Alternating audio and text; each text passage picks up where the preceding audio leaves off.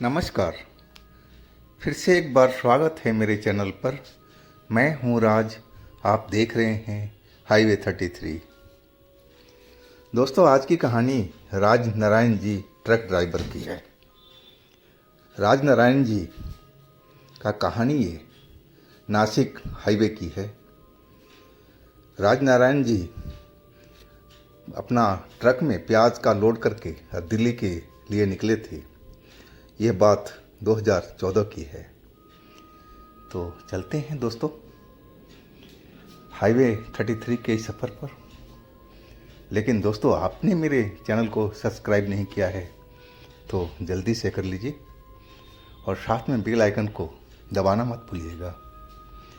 तो चलते हैं आज की कहानी में। दोस्तों, मेरा नाम राज नारायण है। लोग बाग मुझे नारायण ही ज़्यादा बुलाते थे।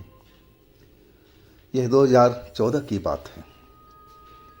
मैं नासिक मंडी से प्याज का लोडिंग करके और दिल्ली के लिए निकल रहा था।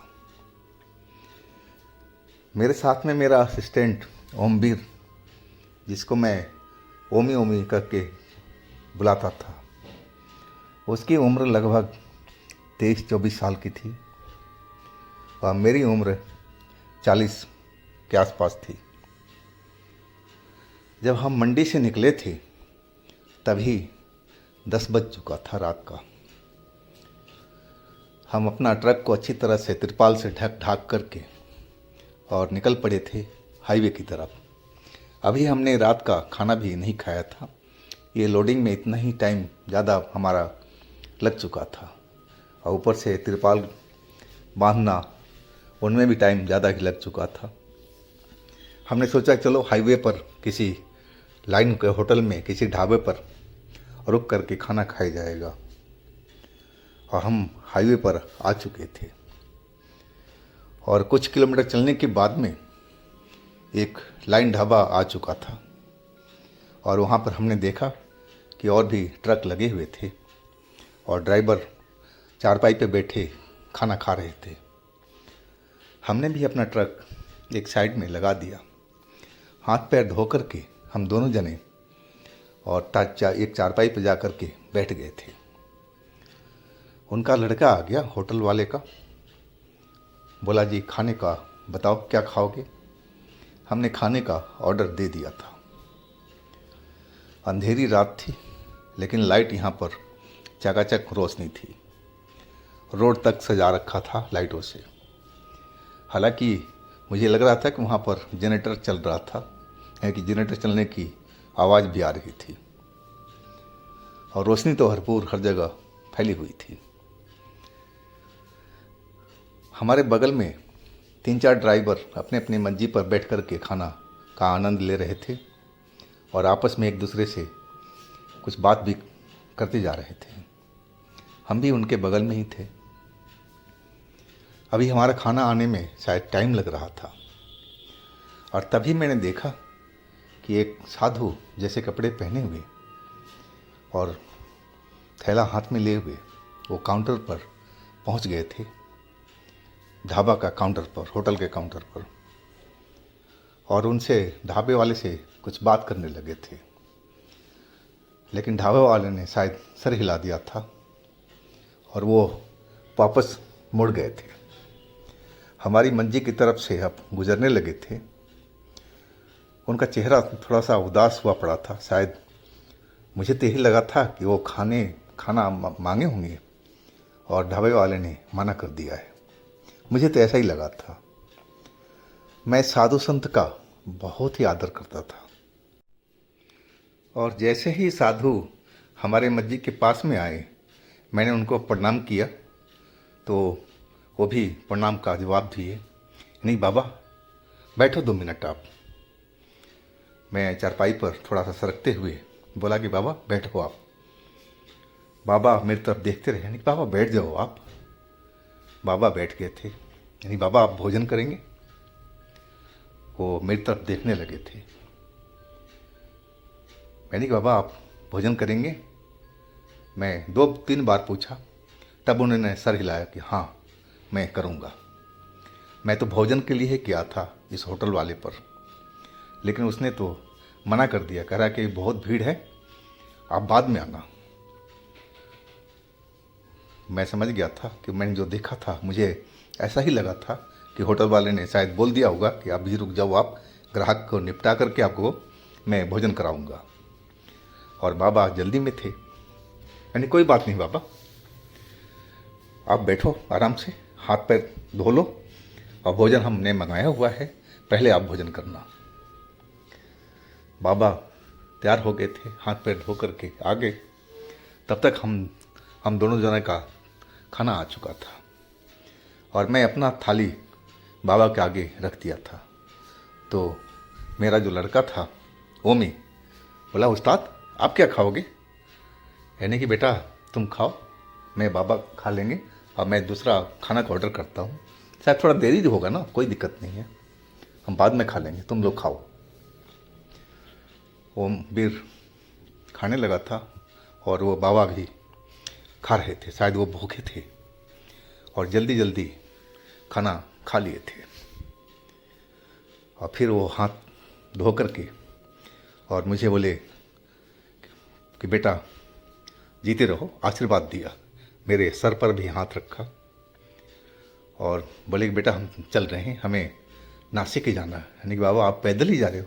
बोलता हाँ भी, हम तो पैदल ही चलते हैं ज़्यादातर, हमारे ग्रुप में और भी साधु थे, लेकिन वो आगे निकल गए हैं, मैं पिछड़ गया था, अब मुझे मिल नहीं पाए, चलो कहीं ना कहीं तो वो मिल ही जाएंगे। और तभी जाते जाते वो रुके, और फिर मेरे पास मुड़ करके आ गए। मैंने कहा बाबा जी हुक्म कीजिए, कुछ और चाहिए सेवा मैं करूँगा आपका? बोलते नहीं नहीं, मेरा मन प्रसन्न हो गया बेटा। और उन्होंने एक अपने थैले में से रुद्राक्ष का एक दाना मुझे निकाल करके दिया। वो जो रुद्राक्ष था पंचमुखी था, और उसमें लग रहा था कि लाल लगा हुआ है, और रोली का तरह लाल सा लग रहा था ज़्यादा, उसमें जैसे पूजा किया हुआ है।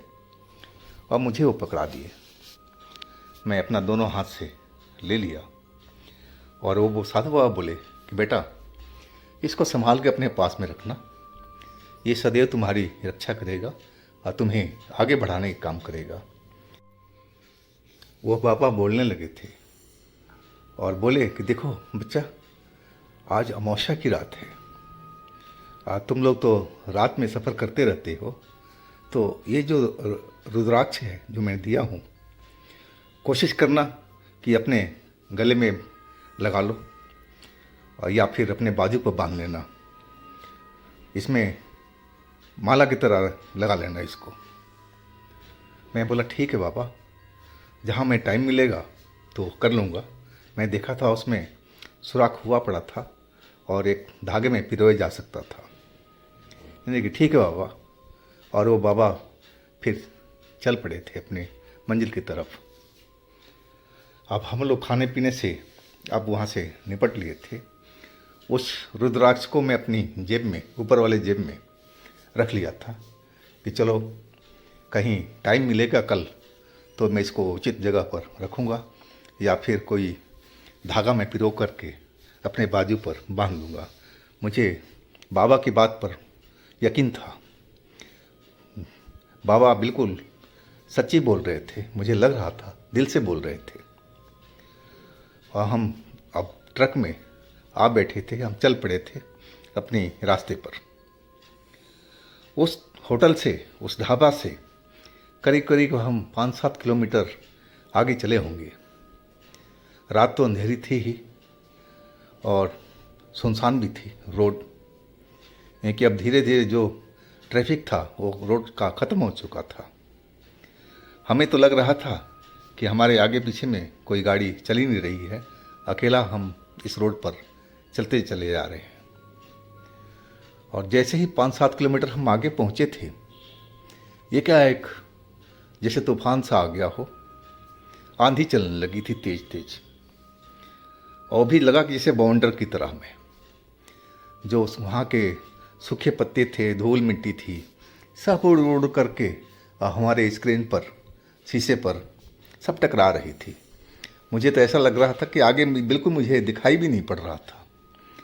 मजबूरन हमें ट्रक को रोकना पड़ा था उस सुनसान वीरानी जगह पर, क्योंकि आगे कुछ दिखाई नहीं पड़ रहा था और वो जो आंधी थी वो चलती चली जा रही थी।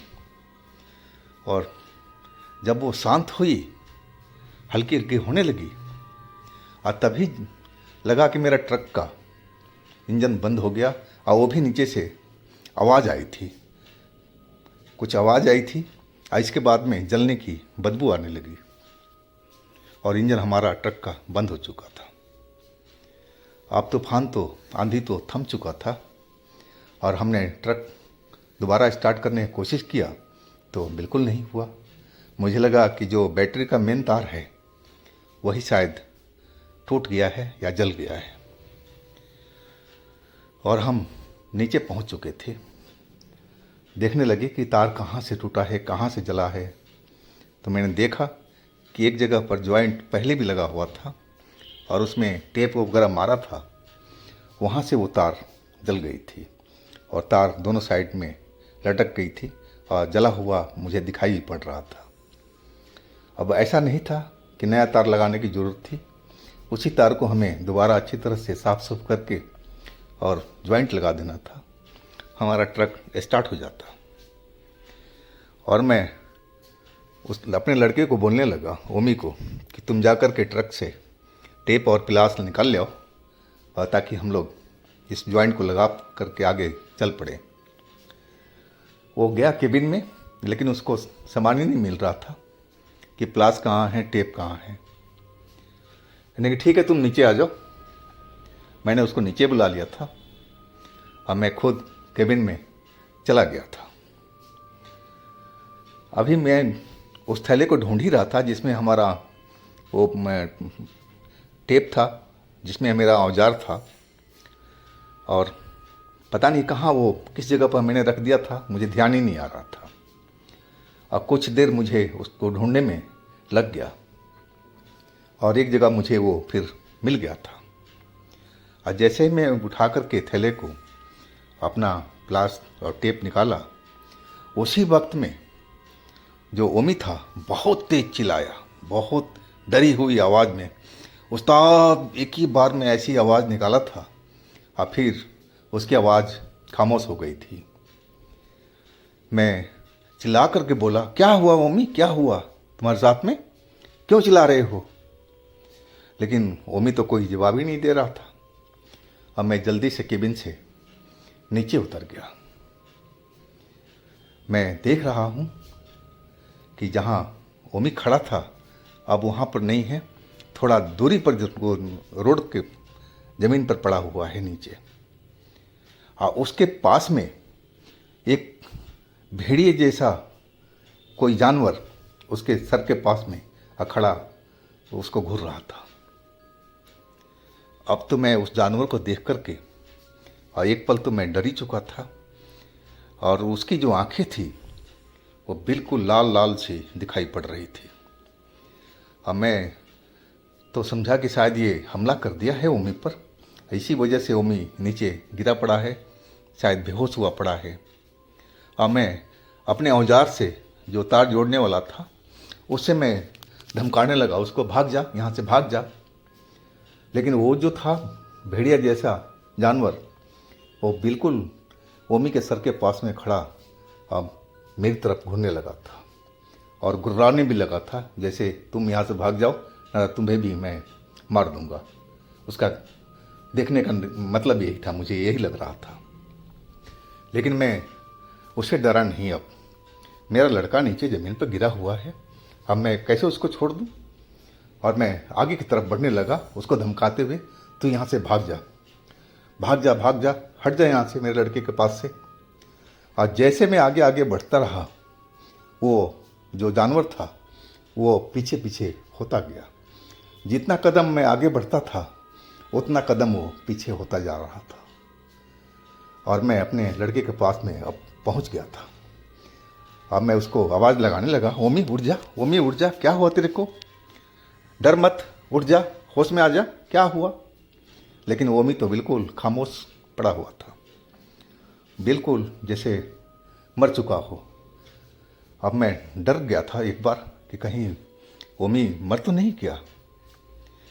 अब मुझे तो अब उस जानवर पर बहुत गुस्सा आ रहा था कि अचानक ये जानवर कहाँ से आ गया। अभी तो हम लोग नीचे में अच्छे भले थे। अब मैं 2 मिनट के लिए क्या केबिन में गया और ये कहाँ से आ गया ये जानवर जो हमारे लड़के को नीचे गिरा दिया है या मार दिया है। अब मैं गुस्सा आ चुका था, लेकिन मैं अपने लड़के को देखना जरूरी था। मैं जानवर की तरफ से अपनी निगाहें हटा करके और सारा अपने लड़के पर, ओमी पर फोकस कर लिया था। ओमी के पास बैठ कर के मैं उसको देखने लगा तो मैं देखा कि ओमी की सांसें चल रही थी, शायद बेहोश हुआ था। मैं उसका बदन देखने लगा था, लेकिन वो कहीं कहीं से भी घायल नज़र नहीं आ रहा था। इसका मतलब वो इस जानवर के डर से बेहोश हो गया है। अब मैं उठाने लगा, हाथ पकड़ करके उसके चेहरे पर थपकी मारने लगा, कहनी ओमी उठो, ओमी उठो। कुछ देर की कोशिश के बाद में वो अपनी आंखें खोल दिया था और फिर वो अचानक उठ करके बैठ गया डरा हुआ। नहीं, क्या हुआ ओमी, क्या हुआ तुम्हारे साथ में? वो बोला, उस्ताद जी वो जानवर मेरे पर झपट पड़ा था। अब मैं फिर मेरा ध्यान उस जानवर की तरफ में गया, लेकिन वो जानवर तो अब मुझे नज़र नहीं आ रहा था, जैसे हवा में गायब हो चुका है। मैं ओमी से बोला कि जल्दी से तुम उठो, ये हम जल्दी से अपना काम ख़त्म करते हैं और फिर यहाँ से निकलते हैं। मुझे यहाँ पर कुछ ठीक नहीं लग रहा है। मैंने देखा था उस जानवर की आंखें जो थी एकदम लाल लाल से चमक रही थी ओमी। मुझे तो वो कोई भूत प्रेत ही नज़र आ रहा है, शायद जानवर के भेष में है। तो यहाँ पर ज़्यादा देर रुकना ठीक नहीं है।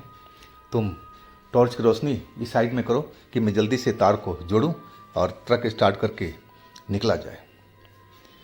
ओमी तो बिल्कुल डरा हुआ था, लेकिन अब तो काम तो करना था, नहीं तो हम लोग यहीं फंसे रहते। और ओमी उस टॉर्च को दिखाने लगा था और हम जल्दी जल्दी उस तार को जोड़ने लगे थे। और तभी फिर ओमी का हाथ से टॉर्च गिर गया था। वो जानवर उस पर दोबारा हमला कर दिया था।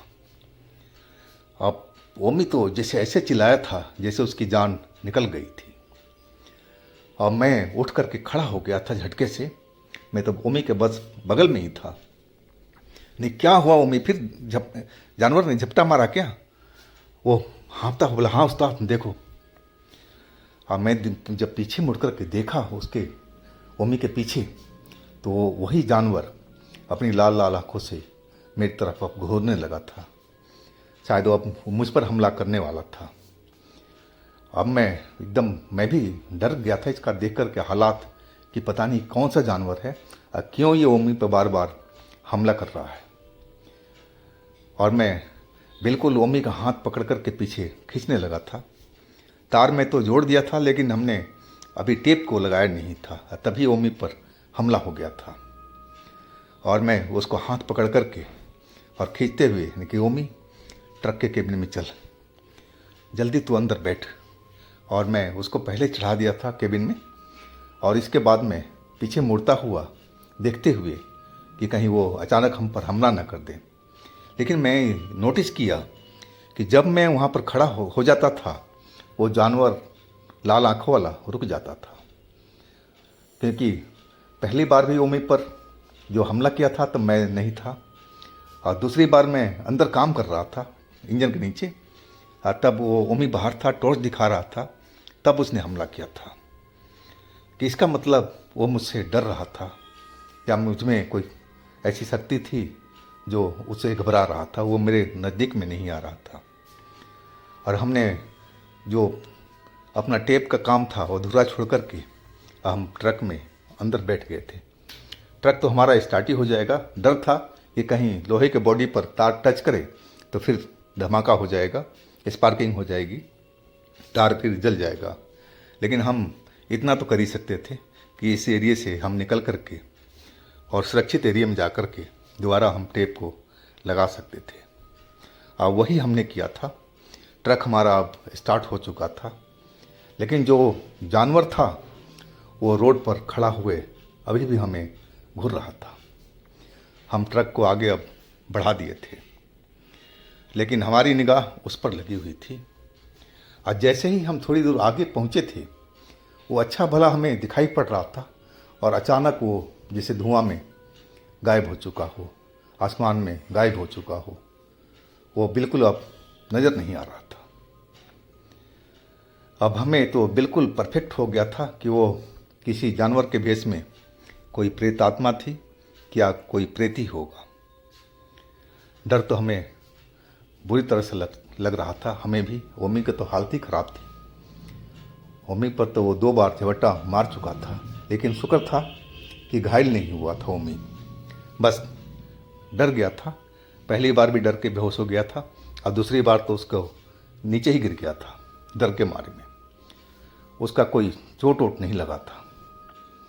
और फिर तो हम उस जगह से काफ़ी आगे निकल आए थे और फिर एक होटल पर रुक कर के हमने चाय भी पिया था और फिर अपना ट्रक का अधूरा काम जो टेप लगाना था उसको भी हमने कर लिया था। और इसके बाद मेरी जो जेब में हाथ गया तो वो रुद्राक्ष का जो दाना था जो बाबा ने दिया था वो मेरे हाथ में आ गया था।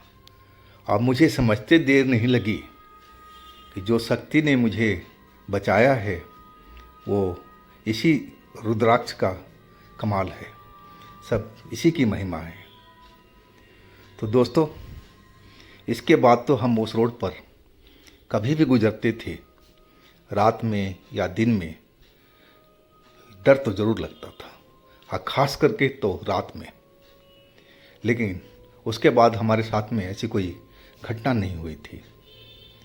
और उस रुद्राक्ष को हमने अपने दाहिने हाथ पर बांध रखा। तो दोस्तों, ये थी आज की राजनारायण जी की अपनी कहानी। अगर आपके पास भी अपनी कोई स्टोरी है, कोई घटना है, तो आप हमें व्हाट्सएप नंबर पर दे सकते हैं। और मेरे दूसरे चैनल पे भी आप लोग विजिट कीजिए, उनमें भी अच्छी अच्छी कहानियाँ डली हुई है जो बेहद आपको पसंद आएगी। लिंक मैं नीचे डिस्क्रिप्शन बॉक्स में दे रखा हूँ, तो एक बार आप लोग ज़रूर देखिएगा।